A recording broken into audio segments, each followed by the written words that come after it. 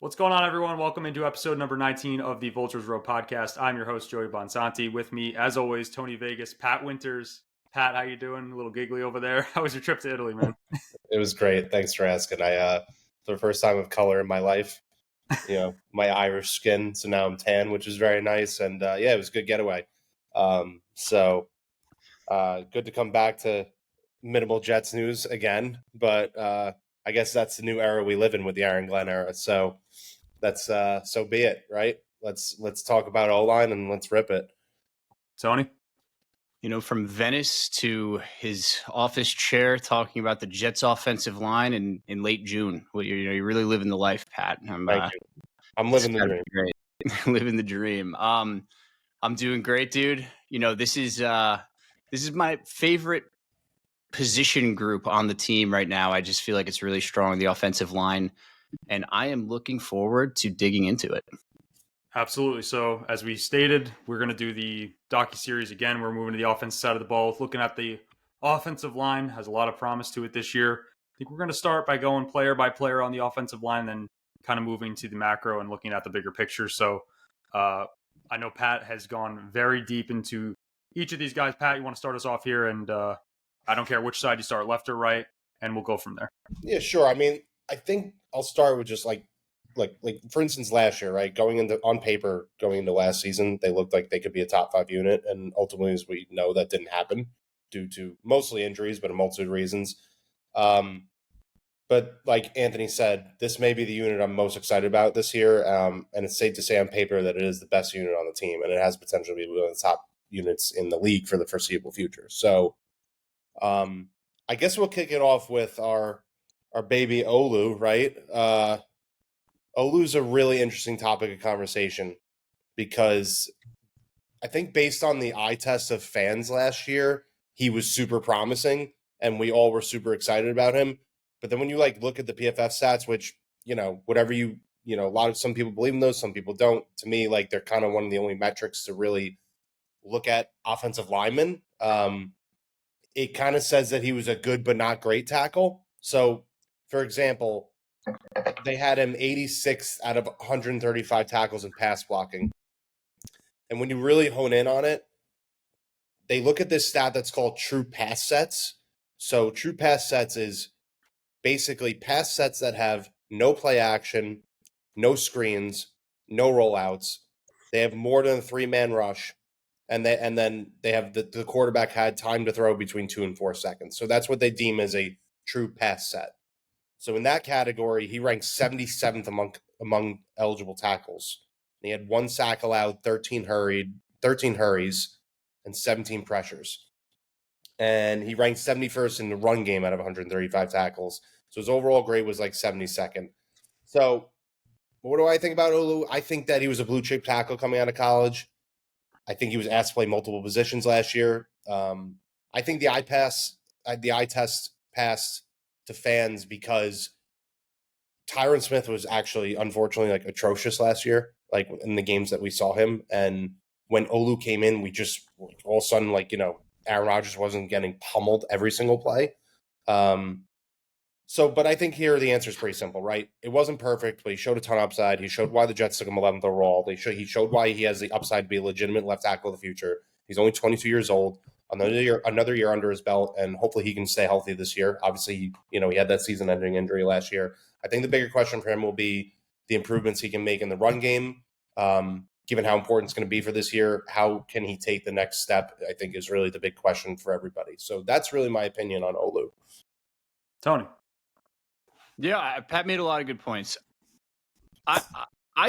With offensive linemen, man, I trust my eyes. And you made a really good point. I was going to say that with the Tyron Smith thing, he was really, really bad. So when he came out and Olu came in, there was a noticeable difference, especially in the pass game. Just from all three of us, we watched every single offensive snap of this, both sides of the ball, but we watched every snap, and you just really didn't notice Olu a lot. And for offensive linemen, I feel like that's generally a good thing. He's clearly a very gifted pass blocker, right? I mean, that was kind of his strength coming out of college, and I think that translated pretty quickly, I know you listed a bunch of stats. I'm just going off of literally what I watched during these games. And can he build off that? Because his run blocking, it leaves a little, there's a little bit to be desired there. It wasn't his strength coming out of college. So I think the next step for him, and I think the stats are going to reflect this next year. I mean, at a certain point, they're going to catch up because 13 hurries and one sack allowed for a 21-year-old, tackle in his rookie year. I feel as though that's pretty strong. I mean, there are a lot of young tackles that start and they're complete disasters. Like if you look like Broderick Jones on the Steelers, who we all wanted over Will McDonald. I mean, he was atrocious his rookie year. He still kind of is. Evan Neal, these guys, you can almost kind of like tell like pretty quickly if they have it or not. And with Olu, he's definitely going to be at the very least a starting NFL tackle. And in my opinion, he's going to be a very good one.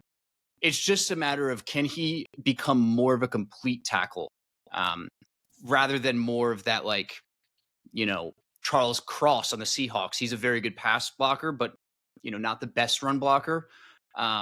If he can complete his game and become a good run blocker, I think he's going to be a Pro Bowl potential tackle, and there's no reason not to be excited about him. The season-ending injury, it was a season-ending injury, but it wasn't bad. It's not going to hinder him in any way. So I have very high hopes. I truly believe he's going to be, our left tackle of the future, and hopefully our next Brickashaw Ferguson. And I think the talent's there, man. I mean, we'll get to Membu later, but he was a better prospect coming out, and I think he's going to prove that this year. Yeah, with him and more, you guys took a lot of the points and made a lot of great points. But for me, when I look at his body of work, and you kind of mentioned it a little bit, is I'm not looking for this guy to be anything close to what Becton was. Like, I really want this guy to be the cornerstone left tackle for this franchise for years to come.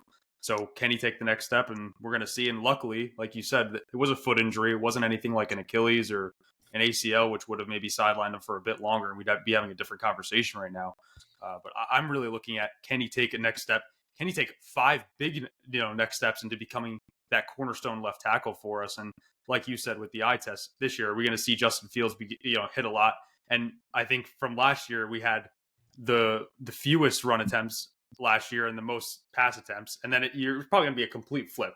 We're going to see a ton of rushing attempts and fewer passing attempts, which is going to result in, different stats on that offensive line. I think you have to remember with rookies in general, going from year 1 to year 2, right?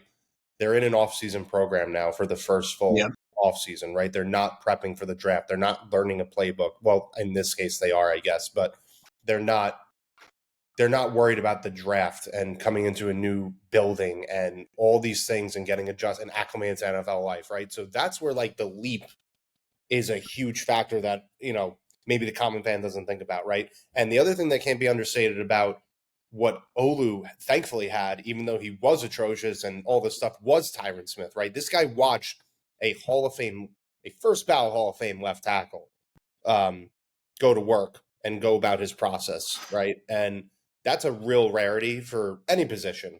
So I think he can only benefit from that at this point. So I agree with you. I think if there's any player on the line that is going to take the biggest leap or has the highest upside to make a significant impact next year, it is Olu. Absolutely. Pat, I want to keep it with you here. Let's stick on that left side of the line. Let's go John Simpson. Yeah, I mean, I don't have a whole lot to say about John Simpson. I mean, needless to say, he was fantastic last year, right? He was kind of a staple, and we didn't have high hopes for him going into the year. If anything, we thought Olu was going to replace him at some point, and he wound up being the most stable player on the line, right? He was incredible in the run game. He was 13th out of all guards in run blocking. And this is one of those things where I think the PFF grade actually meets the eye test, right? We all were, again, watching him last year, he looked solid, right? He was never really in any game, I think, like a problem. So I think the biggest question for him really is how can we get him extended to ensure we have this starting. I mean, he's only 27 years old. I would love to see this starting 5 really get locked up. And, for the most part, the only 2 people that we have to worry about there right now is AVT and him. So, and AVT, I think they have the option coming up, or if they haven't done it already. So He I did. think for him, it's just getting him extended and really building on a very successful year. How does he fit into the new scheme? He's going to have to take his run game to another level or stay where he's at, because as we go through this podcast, we're going to say how important the run game is going to be for this team to ultimately have a successful season, right? So for them to be as successful in the run game, they need their guards to be really great run blockers. And John Simpson needs to, at minimum, be what he was last year, and then hopefully take a step forward. And he brings such a different element to the offensive line, not even in terms of blocking. Maybe you were going to say this, but he's just a nasty dude. Absolutely. He brings that presence that the offensive line needs. He's going to, if you hit Justin Fields late, he's probably going to come and bust your head open. So he's one of those type of dudes. And I think that's just, we need him to stick like that, have another good season. And like you said, Pat, if he's good again, we extend him and we keep this unit together moving forward. But I know, Tony, by the look of Tony, I just stole your point. Well, Go no, ahead. no. It's fine, because this is the biggest thing for me with him. He's a good guard, right? He's better than we expected. We paid him 2 years, $12 million, I think. And a lot of us were like, who the hell is John Simpson, right? I mean, we got him and Moses from that Ravens line. And we were more excited about Moses, but, John Simpson ultimately ended up being the star of last offseason. I mean, fantastic value. You have him at $6 million next year. And like Pat said, man, if he even remotely matches that level of play, you have to extend him. These guards, like, they can last until they're 32, 33 years old. And like you said, one of the things that gets me most angry about football, and especially the Jets, is when a quarterback gets hit, or, there's a late flag, like there's a late hit on Breece Hall or something like that. And the linemen just kind of sit there and like watch it happen, and there's no repercussions. To have a guy, and every single time some bullshit like that happened, remember against the Bills, like Breece Hall got like flipped, they like flipped his leg over, and John Simpson came over, headbutted the guy, basically, like got all up in his shit and was talking trash. That is the type of player, and I don't know how the dynamic of the offensive line room works, but that's like a type of leader and like tone setter you want to have in the room. And I think we have two of them now. So it's a very nice balance. We'll get into this when we get into like the overview of the line.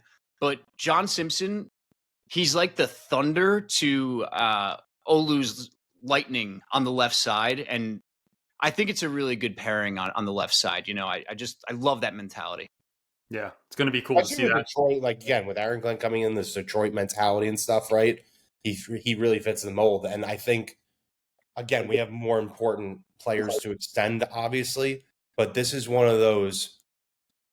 It's no brainer. Joe Douglas extending Quincy Williams type of thing before he really hits his upside, right? Like, get it done now at 8-9 million, right? 10 million, right? Before he hits the market after a good year and you lose him to a $12-13 million deal, right? So with that being said, why don't you take away with Tittman? I like this little cadence here with Pat starting. All right. Look, Tittman was great in the run game last year. I think he was a little in the pass game from what PFF says, right? I think the athleticism is clearly there with him. I think this whole Myers battle to me feels a little overblown. I just think, but I don't mind it because I think teams are too passive about handing starting jobs out to players right now, just in general. So I don't really have a problem with forcing players to continue to earn their starting jobs. I have a tough time envisioning a scenario where Myers is going to start over Tittman. I mean, Tittman's just a better player. I don't have a problem with him earning it, but I do think it's just unnecessary to a degree. But you can make the case that Tittman is one of the most, if not the most athletic lineman on the team. I mean, he really is up there. I think on the I don't know what the RAS scale or whatever it's called. Like for centers, he was high. For center, it's member. Centers, yeah, for centers, he was the most athletic center coming out of that class, right? Yeah. And you've seen his athleticism out there. So I don't know why you would not have another high-end blue chip athlete like on the field. Like, why wouldn't you have that guy in the field, combining him with Membu and like, forget Simpson and AVT, they're studs too, right? Like, the three most athletic people on this line probably are Olu, Tittman, and Membu, right? Like, why wouldn't you want those three blue chip athletes on the line together? And that's really your staple of line going forward. So to me, like, we finally got what we wanted after we lost Mangold from going from a wide Mangold, which is the stability at center thing. Because we were so like, we were very lucky in like having that growing up. And Why to I don't know why we're messing with it. Yeah. Go ahead, Tony. Kevin Mawai to Nick Mangold is absolutely insane. I mean, just for the pulling ability alone with Tittman, with Right. that athleticism, I mean, it's foolish not to have a guy like that on the field. I understand Josh Myers played with Justin Fields. So maybe there's like a little familiarity Who cares? between them. I agree. Like, all right, how about we build some familiarity with the better center, right? I mean, it's Joe Tittman's job. I do think this is being overblown, and frankly, I think it's a little stupid to have this competition. It causes like unnecessary. I don't want to say drama because like it's not actually NFL drama, right? Nobody cares that Joe Tittman's competing with Josh Myers for the Jets starting center gig, but it just like it's Joe Tittman's job, man. I mean, he was I want to say he was the 12th best center on the PFF scale last year. Correct me if I'm wrong, but too much higher. He might have been higher. He might have been like 9 or something, but they finally nailed the pick. And 9th. He was 9th. They finally nailed the pick. They didn't take John Michael Jordan Swanger Schmitz or whatever that the Giants took, who's absolute trash. They got it right. He's a 6'6" center from Wisconsin, smart dude. And you know what? He was a good player last year while commanding the interior offensive line. I don't understand why this is a thing. And it won't be a thing. He's going to be the starting center, and I'm going to feel very confident in him. He's 24 years old, and I only expect him to get better. I hope Josh Myers is more of just that like super backup. I don't even know if he's a super backup. I think he's just a good backup center guard. I also don't understand, like, we're going through this rigmarole with Tittman again, right? Like, his rookie year, they, like, wouldn't hand him the job, right? Like, what's going on? Why do they keep doing this with Tittman where it's like they keep trying to make Tittman earn it? Like, he's shown no, at least to the untrained eye, which I guess I would be in this position, like, I've seen no character concerns out of him. I've seen no work ethic concerns out of him. He's just a diva. Imagine that. I just, like, yeah, is he this diva center that we don't know? Like, why do they keep putting him in this position where it's not just like, again, and I know I said before, right? Like, handing him, I'm all for competition, so it's fine, but it just doesn't make sense to me why they're doing it with him. Yeah, I mean, that's my guy I'm taking. Beard, mullet, very solid, 9th best center ranked on PFF. Number 1 hair, by the way. I mean, the guy's hair is unbelievable. Easily. And I mean, if there's one thing that I could maybe think of that was a concern, it was like early in training camp last year with some snapping issues. But I mean, that's just pulling teeth at that point. I think he's going to really develop into a nice player. So the coaching staff wasn't even there for that. Like, that's the weird part. I know. And with the, like another thing about the Myers thing is it is, like you just said, a new coaching staff. So who knows what they think on him. And, that's stuff that we're never going to know until they actually start practicing and stuff. And the other thing too is, like, I know, like, Rosenblatt said, like, this is going to be real competition, all that stuff, right? Like, let's put the pads on. Like, all these linemen, put the pads on. Like, it's ridiculous in my opinion. So, take it away with ABT, Pat. Okay, ABT. I'm really. He's probably the lineman. Like, it sounds silly with all with Olu and Membu, but like, I think he's the lineman I'm most excited to see this year because I think he has the potential to be best lineman in the group. Because I think for the first time in his career now, to a degree, because of the injuries, he's building off of almost full season. Right. Mm-hmm. So, and I feel he's just been criminally underrated. Like, he's had these seasons where he's looked like an all-pro. He's had moments where he's looked like an all-pro before. Right. So again, now that he can build on a year where he's for the most part healthy, playing most games since his rookie year. Right. And last year he had his highest grades in run and pass blocking. So for me, he's got the blue chip talent, in my opinion. I think he had a couple plays last year where I saw him get blown up in the pass game a little bit here and there. But again, I think he's got all the upside to be even potentially the best lineman on the team. So I'm excited to see what he does, and especially now that he has the stability next to him, that he's really sorely lacked probably since he's been here. I know he had Morgan Moses a couple times, right? But he was hurt. He had Max Mitchell next to him, right? Like he's really never had that staple next to him on the right side. And even, now at center he will, and he has to a degree, but he was hurt, right? So I think he finally is putting himself in the situation where he'll be able to thrive the most. Yeah, 26 years old. I think we've seen a lot out of him. Unfortunate injuries. He had the fluky bicep injury in Denver, the Achilles. I think you make a really good point here too. Is he's really this is going to be his first full season since getting injured and after injury. So I'm really hoping that he can build off that and become that you said blue chip prospect. And you look at, and it's so funny because we mentioned this. I remember specifically in the Membu episode when we drafted him. It's just so much top 50 talent on the offensive line. Yeah. And it's really should be a top 5 unit. And I'm getting ahead of myself here, but Elijah Vera Tucker is one of those guys, like you said, who's really realistically could be the best offensive lineman on this team. Maybe Tony has different thoughts here. No. I mean, I love AVT. He falls into that Olu category of he's a little more agile and he's a super athletic guy, but he's not an absolute mauler like John Simpson. He's not that prototype or archetype of guard. I think it's going to be big for him that he's not coming off the injury, especially in Achilles. That's a really brutal injury to be, recovering from and kind of getting back to trusting your, I don't know if it was his left or right, but trusting his leg, right? I mean, that's a big deal. It's not a tricep. That's a real injury.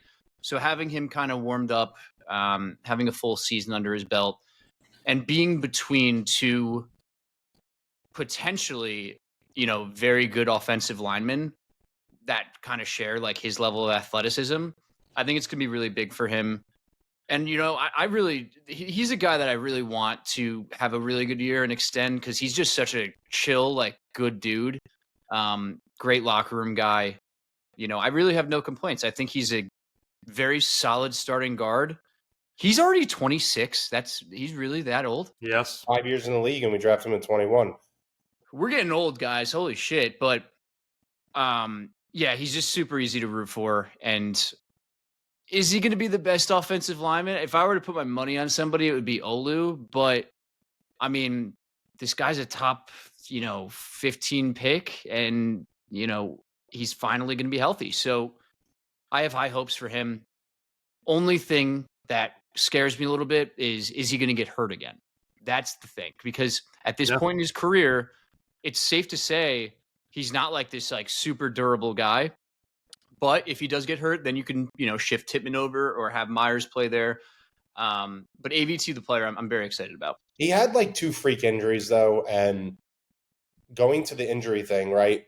I'm kind of getting ahead of myself to a degree, but this AVT Myers is a really good thing for them because Myers can probably play anywhere in the interior, and God forbid one of the starters get hurt, right? Which is inevitable. I mean, it's not really a God forbid thing.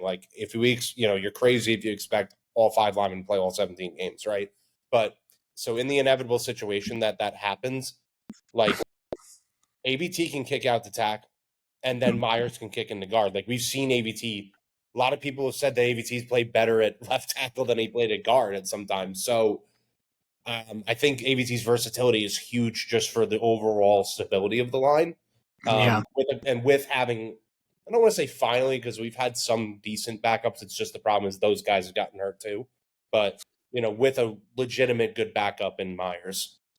I don't want him to move around though. No, neither do I. I just think that thankfully we have a guy that can like that. He can. But I think that contributed a little bit to his injury history, kicking him out like that. But, when push comes to shove, would you rather have AVT at right tackle or left tackle, or would you rather have fucking Max Mitchell, right? I mean, yeah, it is what it is. If AVT gets hurt again, then you don't pay him and you let him walk. It sucks, but that's just the business. Yeah. Yeah. I do like that point, though. It's what point? And I know they're freak injuries, but you could say that about any player who has injuries, and at some point they're injury prone. Yeah, Yeah, he has like 2 season-ending injuries within 4 or 5 years. I don't care if they're freak injuries. Aaron Judge ran into a wall and got injured and was out for months. But at some point you got to say the guy keeps getting injured. He's injury prone. But anyways, let's finish it off with our rookie prize, Armand Membu. Yeah, Membu's going to be the wild card. That is this going to be a good line or is it going to be a great line, right? Because look, obviously we're all expecting him to be hopefully a stud right out the gate, but he is a rookie, right? I suspect he's going to be an instant impact in the run game. And what I love about the pair, like Tony kind of said it before with the Thunder and the Lightning thing, I really think it's like Membu and Olu in this aspect, right? I like that they both have different strengths. Membu's more of an elite in the elite prospect in the run game. Fashano's more similar upside in the pass game, right? So I love that about them. I think he's going to bring a nastiness to the team. You can make a case that he is the most athletic lineman on the team. And I'm really excited to see. I'm just really, looking back at it now, and we were all Membu fans. I'm really glad that they took him because it makes this podcast, not just this podcast, but like it makes this line more exciting. It really could make it an elite line if he lives up to the bill.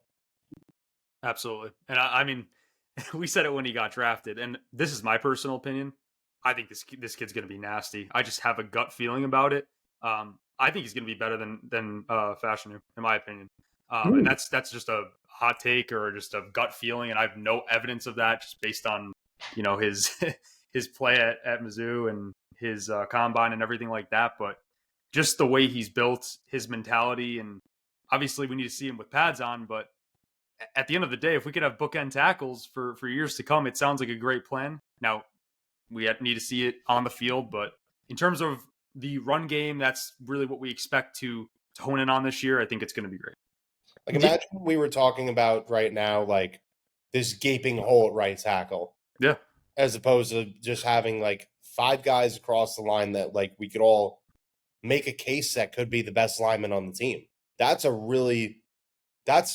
what Joe Douglas sacrificed himself for, right? So he died for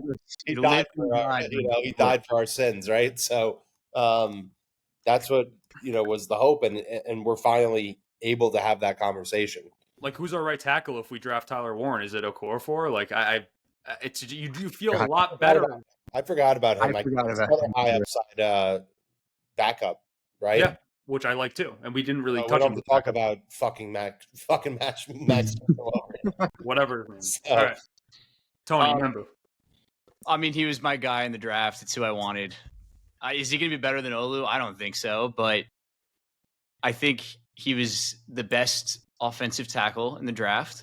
I think his pass blocking is very underrated. He was a very good pass blocker at an SEC school. He was going up against stud pass rushers, right? It's not like he was in, the ACC or something. Uber athletic, great mentality. He has that John Simpson kind of mindset of like, he'll talk shit after throwing your ass in the ground. And I love that. And yeah, man, I mean, we've talked about him enough. I'm very confident he's going to be good. How good is he going to be out of the gate? I can't be for sure. It's a little, you don't really know with like rookie offensive linemen because Becton looked great, but he ended up stinking and, bouncing around. But Olu looked okay last year and we're very confident in him. He's going to fall somewhere like within that realm of like okay to good, I think, his rookie year. But this was a future move. Our right tackle spot is locked up.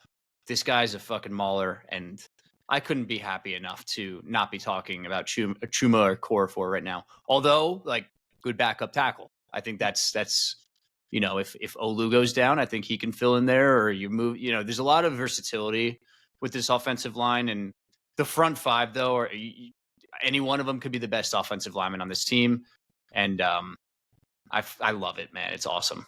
In full transparency, I don't know where John Simpson was picked, but again, you have fourth round. What was that, 4th round? 4th round. Yeah, he was like a 4th or 5th round pick. I mean, you got 4 top 50 guys on your offensive line. I hate to say it, but like this better be a damn good offensive line this year. Like I'm not waiting for it. I need this to be at least top 8 unit, and I think we will get that if everything pans out, especially what they're trying to go for here. So let's look at it as a whole here. What do we think?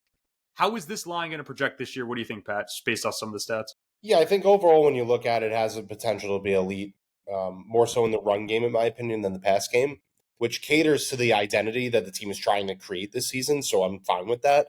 And I think, in addition, the offensive personnel caters to the line, as it will be run first, and they will have the running threat behind center that they've never had before. So I think that complements it, as opposed to last year when, that's a part of this that we have to talk about a little bit, is that the identity's changed now, and they're not going to be throwing the ball 50 times, like 40, 50 times a game with Rodgers, back there doing all the bullshit that he was doing, right? So I think that's just going to complement the line in that aspect, right? So I think everything is suiting up for them to be a top 5 run blocking offensive line, and I would say a top 13 to 14, I feel like that's conservative in the pass blocking. And I really think the biggest thing with this line, and it's going to sound cliche, is just health and continuity. If they can achieve those things and they can just have a starting 5 that can grow together, that can stay healthy, that they don't have to do all these different line combinations, there's no reason they can't be the backbone behind a potentially really good season for the Jets. I'm sorry. I lost my train of thought because I'm looking at Tony just staring into I don't even know what he was staring at. It's just funny, but yes, great points there. I wanted to make a few points here. I went on True Media today. I have access to that. Great statistics.